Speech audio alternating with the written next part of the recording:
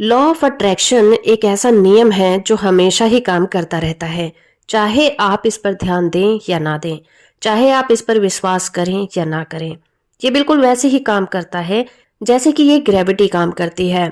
आप इस पर ध्यान दें या ना दें, किसी भी चीज को जब आप ऊपर की ओर उछालते हैं तो आपको ये पता होता है, तो आपको वो पता होता है कि वो नीचे जरूर गिरेगी। और ये होता है गुरुत्वाकर्षण बल के कारण। चाहे आपको इस ग्रेविटी रूल के बारे में पता हो या ना पता हो, लेकिन एक अनपढ़ इंसान भी यह आपको बता सकता है कि ऊपर उछाली हुई चीज हमेशा नीचे ही आती है। तो ये एक प्राकृतिक नियम है। उसी तरह से लॉ ऑफ अट्रैक्शन भी एक प्राकृतिक नियम है।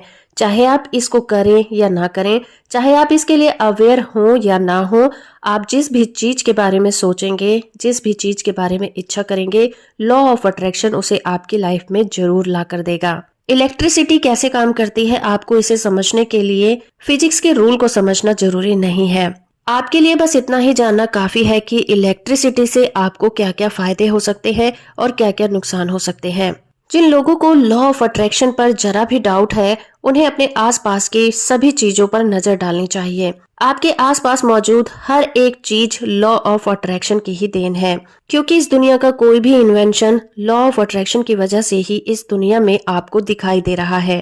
आप कह सकते हैं कि किसी पागल साइंटिस्ट ने लॉ ऑफ अट्रैक्शन के रूल्स को अपनी लाइफ में अप्लाई किया और एक नई चीज को आपके लिए इन्वेंट कर दिया। एक ऐसी चीज जिसका दुनिया में कोई वजूद नहीं था, वो इस दुनिया में आ सकी क्योंकि किसी ने उस चीज के बारे में सोचा था। तो अगर आप भी अपनी लाइफ में लॉ ऑफ अट्रैक्शन को चमत्कार करते देखना चाहते हैं, तो उसके 3 बेसिक से रूल्स हैं जिनके बारे में आपको पता होना चाहिए और आपको उन पर काम करना होगा। और ये 3 बेसिक से रूल हैं डिजायर, इमेजिनेशन और आपकी फीलिंग। हमारी डिजायर हमारे पैशन और टैलेंट के साथ डीपली कनेक्टेड होती है और इसका एक विचार हमारे मन में एक बीज की तरह काम करता है। जैसे कोई किसान फसल की उपज के लिए सबसे पहले उस खेत में बीजों को बोता है, ठीक उसी तरह से हमारी डिजायर से रिलेटेड कोई भी विचार हमारे सबकॉन्शियस माइंड में एक बीज की तरह काम करता है, जो धीरे धीरे इमेजिनेशन और फीलिंग के पोषक तत्वों के साथ फलता और फूलता है और एक दिन उसकी फसल काटने लायक हो जाती है।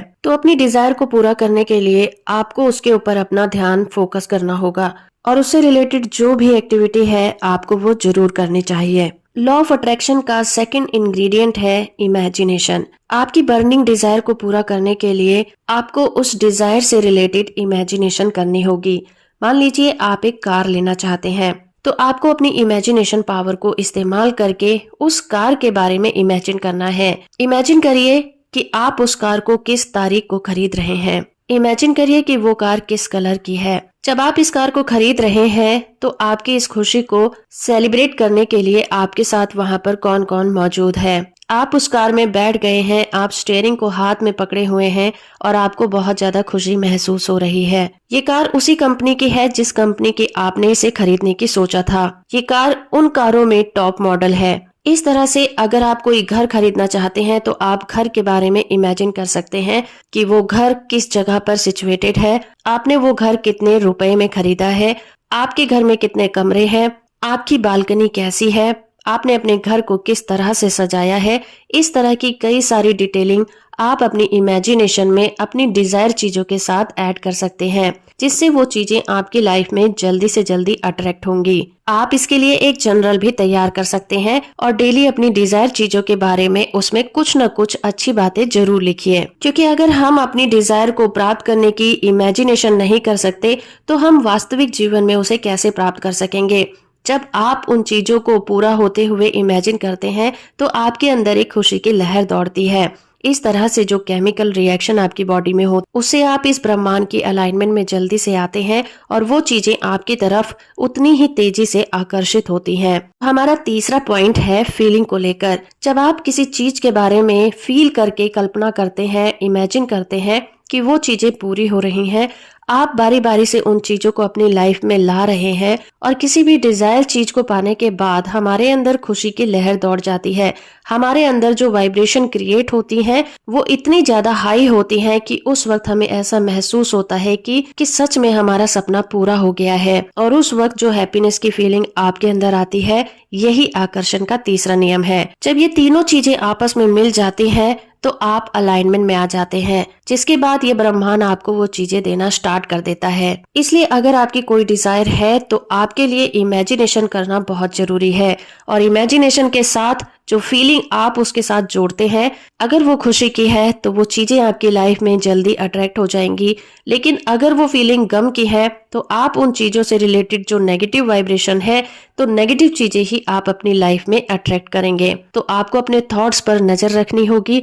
अपने थॉट्स के लिए हमेशा ही अवेयर रहना होगा कि आप क्या सोचते हैं, क्योंकि फीलिंग के साथ जब भी आप किसी चीज के बारे में सोचते हैं तो उन बातों के साथ जो आपकी फीलिंग जुड़ी थी वो दुख की थी या फिर खुशी की, वही चीजें आपकी लाइफ में अट्रैक्ट होंगी। आपकी लाइफ में नेगेटिव चीजें आएंगी या फिर पॉजिटिव चीजें आएंगी, ये आपकी फीलिंग पर डिपेंड करता है कि आप सोचते वक्त कैसा महसूस कर रहे थे। अच्छा महसूस कर रहे थे तो आप अपनी लाइफ में अच्छी चीजों को ही अट्रैक्ट करेंगे, लेकिन अगर उनके साथ दुख और डर की भावनाएं थी तो आपकी लाइफ में बहुत ज्यादा दुख और डर शामिल हो जाएगा। तो दोस्तों, अगर आपने आज तक लॉ ऑफ अट्रैक्शन को प्रैक्टिस नहीं किया है या फिर आप अपनी लाइफ में लॉ ऑफ अट्रैक्शन को प्रैक्टिस करना चाहते हैं, तो आपको इन 3 चीजों के बारे में हमेशा ही ध्यान रखना होगा। डिजायर, इमेजिनेशन और फीलिंग, ये 3 चीजें मिलकर ही आकर्षण के नियम को पूरा बनाती हैं। अगर इनमें से कोई एक भी चीज मिसिंग है तो आप लॉ ऑफ अट्रैक्शन को कभी भी अपनी लाइफ में नहीं कर पाएंगे। आपको हमारी वीडियो कैसी लगती है हमें कमेंट करके जरूर बताइएगा। वीडियो को यहाँ तक देखने के लिए आपका बहुत बहुत धन्यवाद।